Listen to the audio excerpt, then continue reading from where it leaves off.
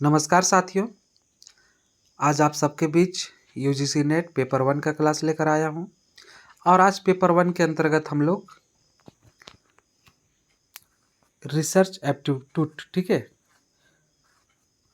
क्या देख रहे हैं? अनुसंधान अभिवृत्ति, शोध अभिवृत्ति, रिसर्च एप्टीट्यूड, ठीक है।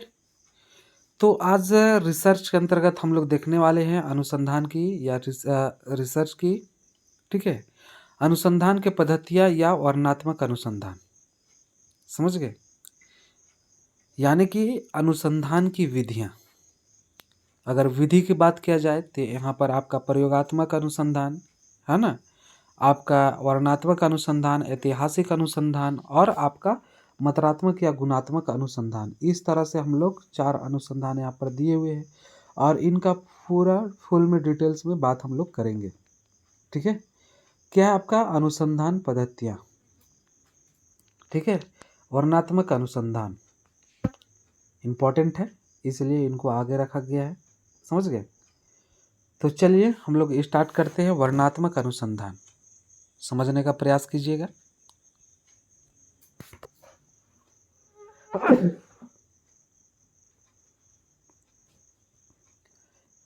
वर्णनात्मक अनुसंधान का तात्पर्य है कि यह अनुसंधान वर्तमान समय से, ठीक है, वर्तमान से संबंधित है।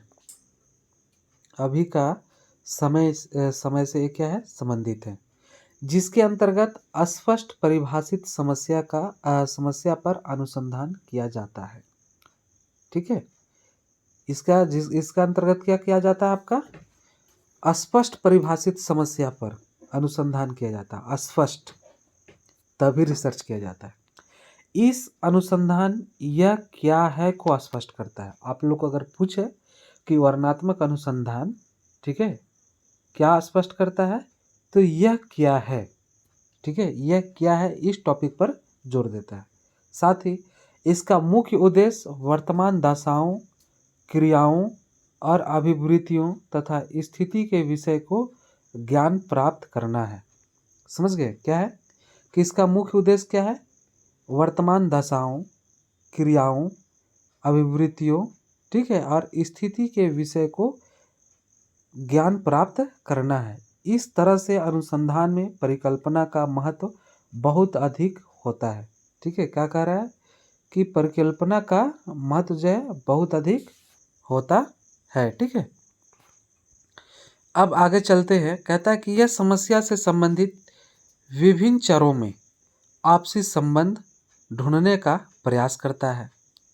समझ गए?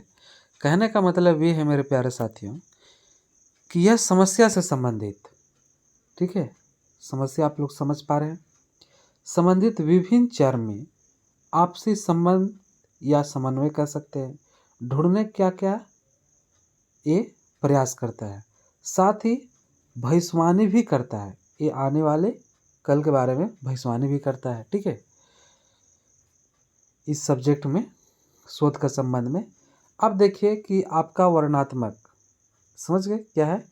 वर्णनात्मक अनुसंधान में इनकी विशेषताएं क्या है, यह क्या है को परिभाषित करता है। विशेषताएं, खास विशेषता क्या है इसका कि यह क्या है, इस पर इसको ये परिभाषित करता है, ठीक है।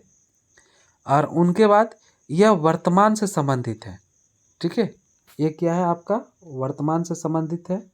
और यह अनुसंधान में अस्पष्ट परिभाषित समस्या पर काम किया जाता है, ठीक है, काम किया जाता है। क्या है? परिभाषित समस्या पर काम किया जाता है, अस्पष्ट परिभाषित समस्या। फोर्थ कहता है कि यह प्राथमिक डाटा पर आधारित होता है। कौन सा? आपका प्राथमिक डाटा पर। यह क्या है? अनियंत्रित चर है ना। आप लोग को पूछे आपका वर्णनात्मक क्या है? आपका अनियंत्रित चर है। इसका संबंध व्यक्तिगत विशेष से न होकर संपूर्ण जनसंख्या से होता है। समझ गए? इसका अगर संबंध देखा जाए प्रश्न, ठीक है, तो वो क्या है? संपूर्ण जनसंख्या से होता है, व्यक्तिगत पर ये कार्य नहीं करता है। इसका विशिष्ट उद्देश्य होता है। समझ गए क्या? आपका विशिष्ट उद्देश्य पाया जाता है इसमें। इस अनुसंधान में वैज्ञानिक नियम का प्रतिपादन नहीं होता। कौन सा आपका वैज्ञानिक नियम का प्रतिपादन नहीं किया जाता। संख्यात्मक और गुणात्मक दोनों प्रकार के हो सकते हैं। ठीक है, क्या बताया जा रहा है, संख्यात्मक और गुणात्मक दोनों प्रकार के हो सकते हैं। वर्णनात्मक अनुसंधान के उद्देश्य की बात किया जाए, ठीक है, कि उद्देश्य कि इसको लाया क्यों गया, ठीक है, इसका उद्देश्य क्या है, वर्णनात्मक अनुसंधान का उद्देश्य क्या है। तो आप लोग बता दें, समस्याओं का वर्णन करना, समस्या क्या है, समझ गए, इस बात को बतलाना, समस्याओं का व्याख्या करना या वर्णन करना, समझ गए। सहायक उद्देश्य अगर तौर पर बात किया जाए, इनका देखा जाए, ठीक है, तो देखिए कि वर्तमान स्थिति को स्पष्ट करना, अगर उस समय में वर्तमान स्थिति को क्या है, स्पष्ट करना, तथा नियोजन और परिवर्तन को पहचानने में सहायता करना। क्या है आपका, नियोजन और परिवर्तन को पहचानने में क्या, उनको सहायता पहुंचानी। भावी अनुसंधान में प्राथमिक अध्ययन में सहायता करना, समझ गए। और उनके बाद है मानव व्यवहार के विभिन्न पक्षों को जानना, समझ गए। वर्णनात्मक अनुसंधान के चरण, अब देखिए इनके चरण, ठीक है, चरण क्या है, सो देखिए। अनुसंधान समस्या के कथन को स्पष्ट करना, ये चरण के अंतर्गत आएंगे, ठीक है। समस्या कथन को क्या है, ये स्पष्ट करता है कौन, वर्णनात्मक अनुसंधान। यह सुनिश्चित करना कि समस्या वर्णनात्मक अनुसंधान के उपयुक्त है ना। और उसके बाद थर्ड है आपका उद्देश्यों को निर्धारित करना, ठीक है, क्या है, उद्देश्य को निर्धारित करता है। और फोर्थ है कि आंकड़े प्राप्त करने का अभिकल्प, है ना, अभिकल्प तैयार करना, समझ गए। और पांचवा है आंकड़ों का संग्रह करना और आंकड़ों का विश्लेषण करना। 6 में आके क्या है आपका, आंकड़ों का विश्लेषण करना, उसे जानना, परखना, समझना। और उनके बाद 7वां है प्रतिवेदन तैयार करना। तो इस तरह से इनके वर्णनात्मक अनुसंधान के चरण हैं, समझ गए। इन आपका चरणों से होकर उसे गुजरना पड़ता है।